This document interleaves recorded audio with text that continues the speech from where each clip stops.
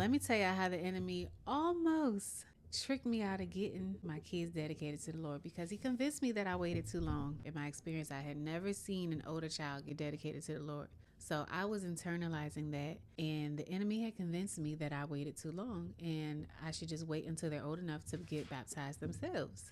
Crazy, right? If I'm being honest, I felt embarrassed, ashamed, always thinking about what other people may think. Like, why would she wait so long? Why didn't she do it earlier?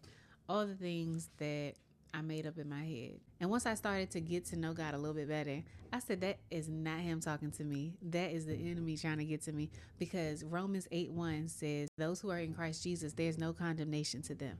So those condemning thoughts that I was having, that I waited too late, that my delayed obedience was no longer going to be honored, it wasn't God talking to me. Because one thing that the enemy is going to do is try to convince you that you missed your time and say you might as well not do it at all. He will use perfectionism, you trying to be perfect, to paralyze your progress at all towards obedience to God. And God is saying, come.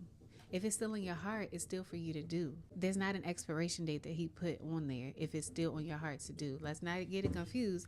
If you don't move in what God is telling you to do, he gonna get whatever he needs to get done through somebody else. But if it's still on your heart to do, God is saying, come on, your time is not over.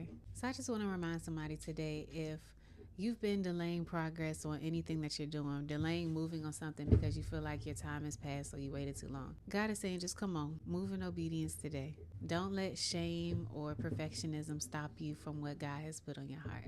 God honors your yes, even if it comes a little bit later than you expected. All right? I love y'all.